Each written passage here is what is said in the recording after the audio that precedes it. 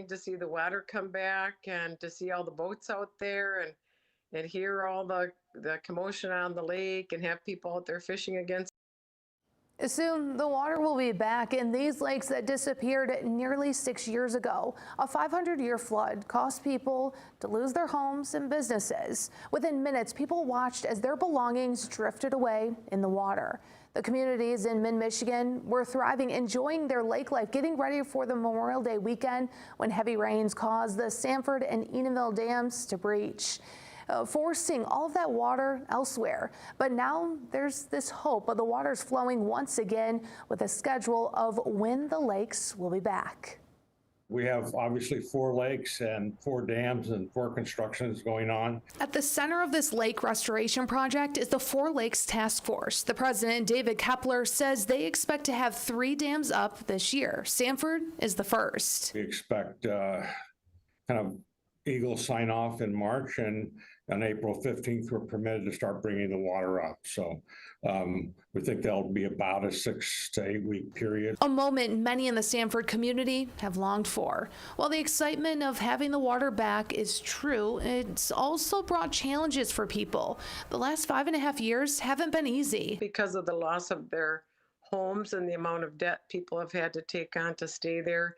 And then with the lakes coming back, there's the special assessment that people are faced with. Dolores Porty is the Village of Sanford president. She has been a central part of bringing this community back. But as she mentioned, there was a cost to the taxpayers. The entire project cost $400 million. About $180 million came from the state.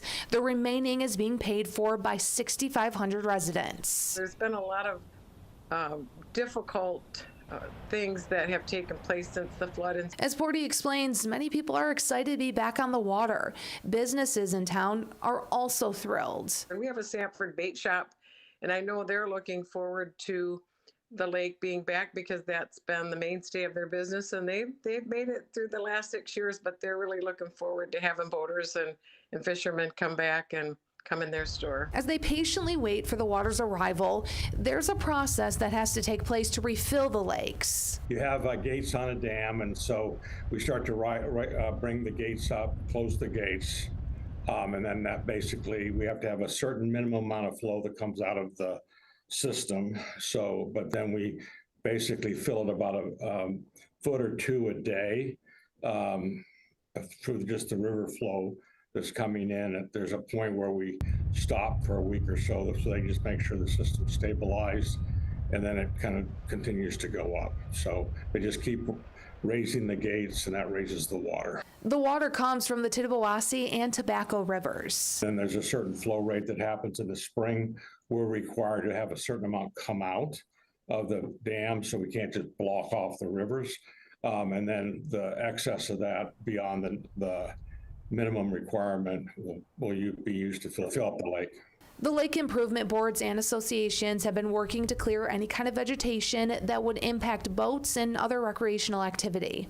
On Sanford and Edenville, we also have mitigation projects where we're putting fish habitat in, shoreline projects and stuff to kind of enhance the environment. Kepler tells me there's also going to be debris when the refill process begins. We're going to be putting a boom in front of the dam with a barge to clean up some of the debris and things that float down as the water rises.